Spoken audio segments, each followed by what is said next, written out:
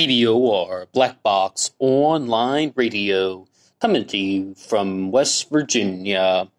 On this channel, I've mentioned from time to time that I'm a fan of Jesse Lee Peterson, The Fallen State, and all that. I actually listen to him way too much, more often than I should, because now I started getting those notifications about the morning radio show that he does in Los Angeles, so I like to listen to audio when I'm drinking the morning coffee and such. But anyway, I saw an older episode that he did on of The Fallen State with an individual named Sam Tripoli. And he hosts a show called the Tinfoil Hat Podcast. I've never heard it before, but in the interview that he did on The Fallen State, he made a comment that if you read the Unabomber Manifesto, most of it is true. And I was like, I'm not just going to sit back and accept that one. Because one of the things that I've been meaning to do for a while is to do just that, to learn more about Ted Kaczynski, to learn more about the Unabomber, but very specifically to go through the manifesto. And when I hear this guy saying most of what the Unabomber is saying in the manifesto is true, well, I just had to challenge that to some extent. And I would like to give credit to the Washington Post for posting the entirety of the Unabomber Manifesto on the internet for free. You can read 35,000 words. And if you're more of an audio-centered person, it is available on YouTube in audio book format, as well as for sale in many places.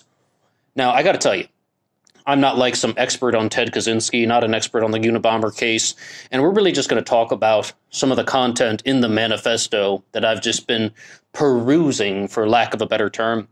I've actually never even seen a single documentary on the Unabomber, but I've also mentioned from time to time on this channel that our main focus is true crime. And last year we covered some of the more well-known true crime cases, some of the serial killers like Jeffrey Dahmer, Ted Bundy, John Wayne Gacy, H.H. Holmes. And I know there's an enormous amount of material out there about these guys, but if we're going to talk about true crime, we shouldn't ignore some of the major cases just because they're famous, because we can really find out how these are very good examples of a lot of the principles that we've learned about from previous incidents in true crime history. So when it comes to the Unabomber Manifesto, I was just, I was expecting that I was going to disagree with this guy completely. I was expecting to read a bunch of wackiness and just a bunch of silly ideas and borderline incoherent rambling. So I got on that Washington Post website and I just started casually reading the Unabomber Manifesto. And what I saw was, yeah, there's actually a certain grain of truth to it. But there are a few things that we can take an enormous amount of exception to. I mean, for starters, Kaczynski flat out calls out the whole liberal-conservative dynamic. He begins by really challenging progressives, talking about they're just filled with guilt and self-hatred and low self-esteem, and talking about progressives, leftists, liberals, calling them all out, then calling out conservatives by saying that they are hypocrites. But one of the reasons why he lists that they are hypocrites is because of the advancement in technology. The true title of the Unabomber Manifesto is all about technology in the industrial age. And he calls them hypocrites because they say that they're being conservative, preserving the ways of the past, but at the same time they are being very much in favor of an advanced society based on technology. So it's like, how do you really have both? Well, I'll tell you, as a West Virginian, I know plenty of conservatives, and they would really say it's more about values, like they're conserving values and trying to preserve the values that we have learned from the past, and approaching new ideas is somewhat pessimistic, and it's good to be pessimistic to approach new ideas. One conservative person that I know said that exact quote, "It is good to be pessimistic when approaching new ideas." So that was more of what they were tied into, but we're going to explore some more things about this, and I'm sure we'll do multiple uploads on Kaczynski. This is a very general, very simple upload. It's not really meant to completely break down the psychology of the Unabomber.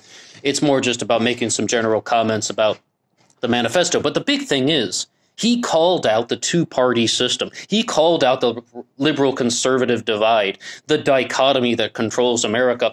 Because in all reality, it's something that we've mentioned on this channel many times. It is a useless dichotomy. The end goal of humanity is to unify, and I say that purely based on belief. This whole divisions and playing the opposition card, it is very good if you want to enhance excessive tribalism. It is very good if you want to get one side against another side, so they'll just always be battling, and then there'll never be able to truly accomplish anything. I mean, that was my first reaction reading this stuff. But remember, we've covered a handful of cases dealing with conspiracy theory skepticism.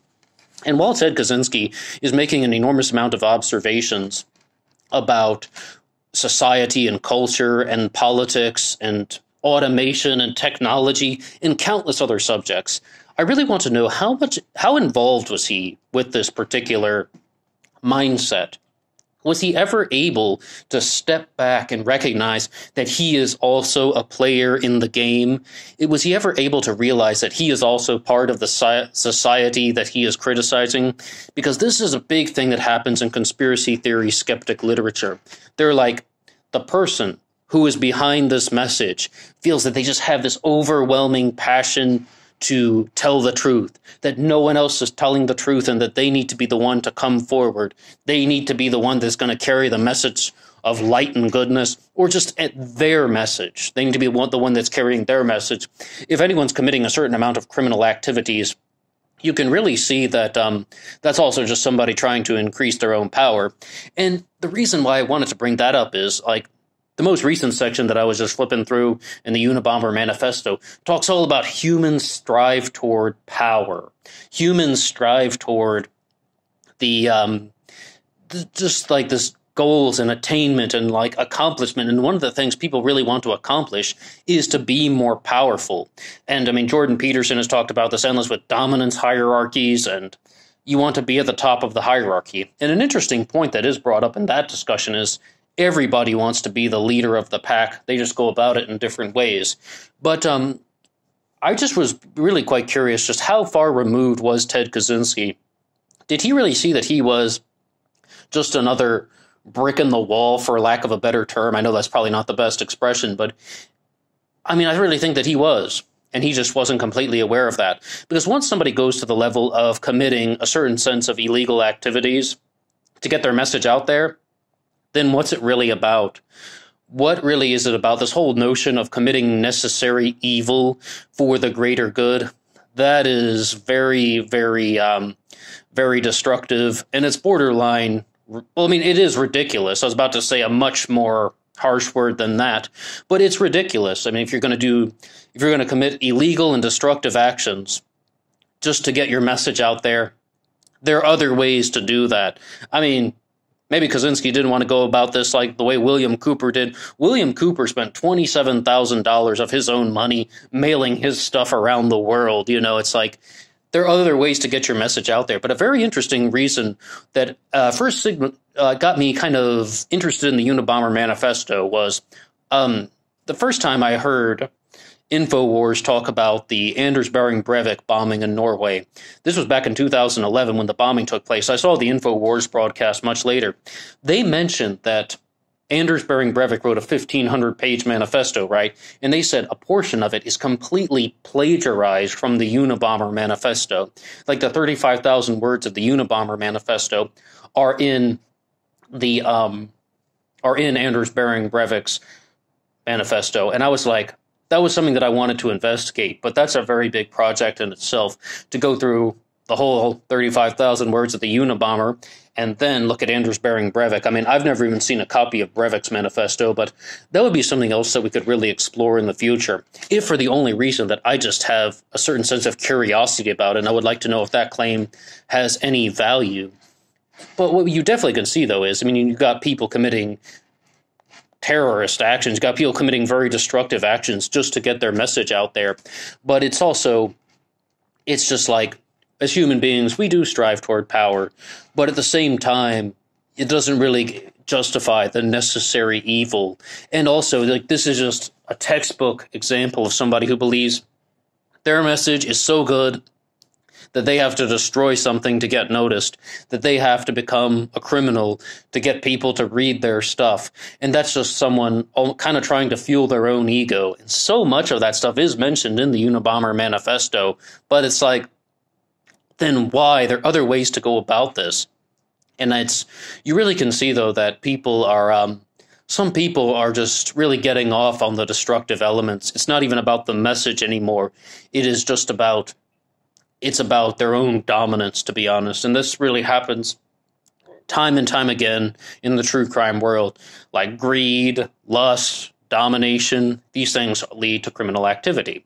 Now, some other conspiracy theories that are kind of like connected to some of these things is, and this is kind of going off on a tangent, but I mentioned that the Washington Post put out all 35,000 words of the Unabomber Manifesto, which you can read for free. And I just said that I commended them for that. But the Washington Post is tied to a variety of conspiracy theories in itself. Like when we did the upload on Kevin Shipp, we talked about how Catherine Meyer Graham was the head of the Washington Post, and Kevin Shipp called her out as being an operative for the Council on Foreign Relations. Many people think that Catherine Meyer Graham is like a hero for publishing or for her work with the Pentagon Papers.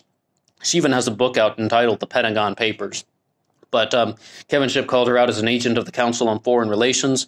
Not to mention, there's also this other thing that we explored in our Marion Barry upload, that she could have been one of the Washington elites that sabotaged Mayor Marion Barry because he was making social and progressive change.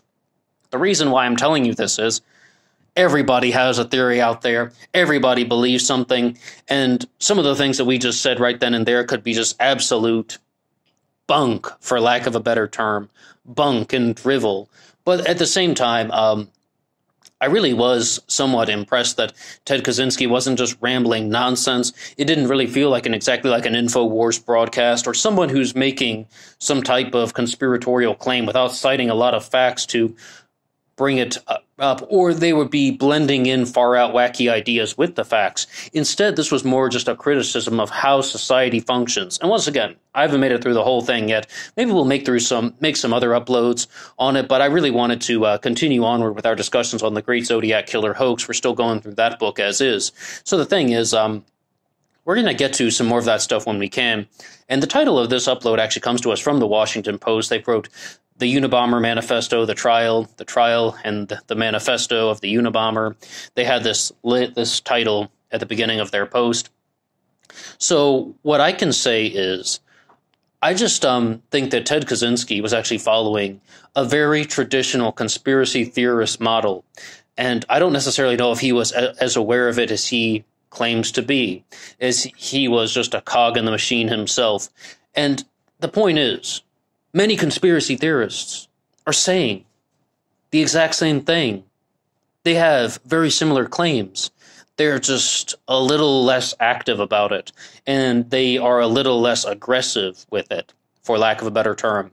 Once again, just talking about a few of the ideas in his manifesto, and we'll explore some more things about calling out the two-party system in the future, as well as the human lust after power. We'll really see how these ideas play out with the Unabomber and with Ted Kaczynski, and I look forward to going through more of the material on the case of the Unabomber. And I have to say, though, the first time I heard Ted Kaczynski's name was in Good Will Hunting. They're like, hey, who's Ted Kaczynski? The Unabomber. There's a line from that in Good Will Hunting. That was the first time I ever heard that, and I must have been like 11 or 12 when I saw that movie. Anyway, that's all from me now. Once again, this was meant to be very general, very simple, very introductory, and just talking about some of the very simple ideas that I pulled out of the Unabomber Manifesto. And we're going to keep going through this thing. Can't guarantee how many uploads we'll do, but just wanted to talk a little bit about this today. That's all for me now. Until next time.